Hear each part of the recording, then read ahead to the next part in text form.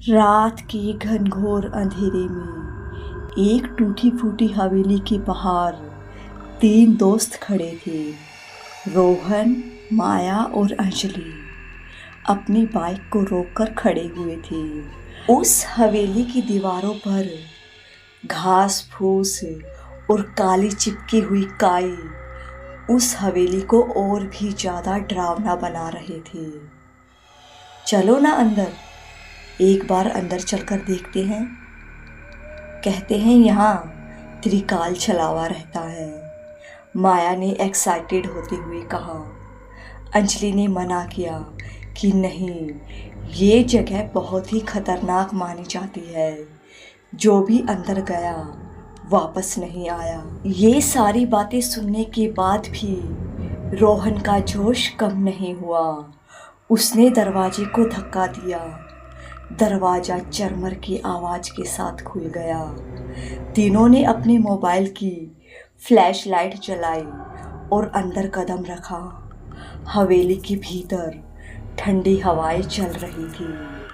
अजीब सी संडास और गीली लकड़ियों की बदबू चारों तरफ फैली हुई थी।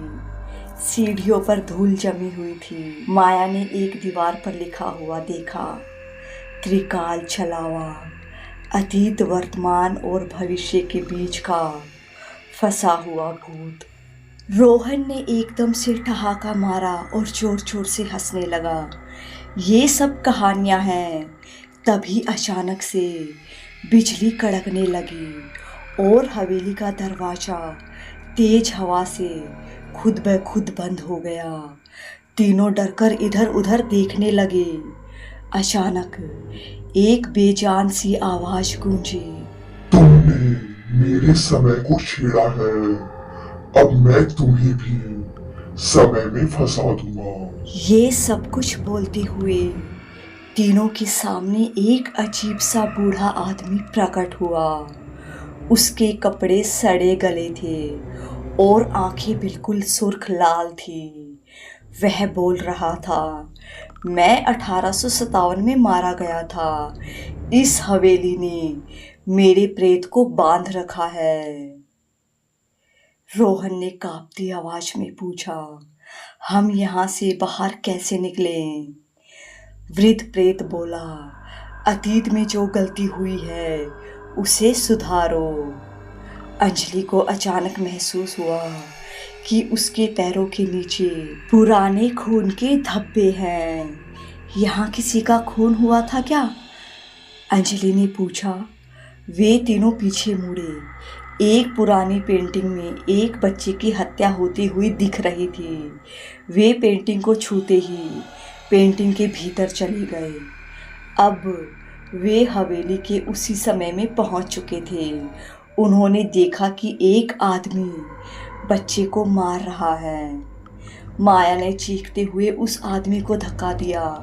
तभी अचानक वे फिर से वर्तमान में लौट आए, लेकिन अब हवेली बदली हुई थी।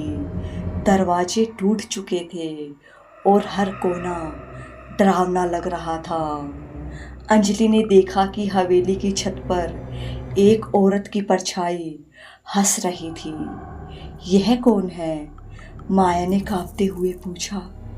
आवाज आई, मैं वर्तमान की रानी हूँ, तुम्हें कोई नहीं बचा सकता। इस औरत ने हवा में हाथ घुमाया और तीनों के गले में एक रस्सी आकर लिपट गई। रोहन ने मुश्किल से फुसफुसाया, भागो यहाँ से। माया ने अपनी जेब से एक पुराने ताबीज को निकाला। उसे किसी तांत्रिक ने दिया था। जैसे ही उसने ताबीज को दिखाया, औरत की परछाई चीखकर गायब हो गई। रस्सी भी टूट गई। पर अभी भी कहानी खत्म नहीं हुई थी। हवेली की दीवारें पारदर्शी हो गई और तीनों को अपना ही भविष्य दिखाई देने लगा। वे तीनों एक ताबूत में बंद पड़े थे और मर चुके थे। एक डरावनी आवाज गूंजी, त्रिकाल छलावा को हराने का एक ही तरीका है, अपने डर को हराओ, वरना भविष्य में तुम्हें यही अंजाम मिलेगा। तीनों एक दूसरे का हाथ थामे पूरी ताकत से चिल्लाए, हम डरते नहीं। उन तीनों के ऐसा कहते ही एक झटके में ही हवेली गायब हो गई। वे तीनों हवेली के बाहर खड़े थे, जैसे कुछ हुआ ही ना हो। उनकी सांसें तेज थी और दिल जोर जोर से धड़क रहे थे। माया ने कांपती आवाज में कहा, त्रिकाल छलावा सच था। अंजलि बोली, हाँ, लेकिन हमने अपने डर को हराकर उसे हरा दिया। और फिर बिना पीछे देखे तीनों अपनी बाइक पर बैठकर उस जगह से निकल गए। वो तीनों ये सब जानते हुए भी कि त्रिकाल छलावा अभी भी कहीं ना कहीं उनका इंतजार कर रहा था। कहानी पसंद आई हो तो चैनल को सब्सक्राइब, वीडियो को लाइक शेयर जरूर कर दीजिएगा।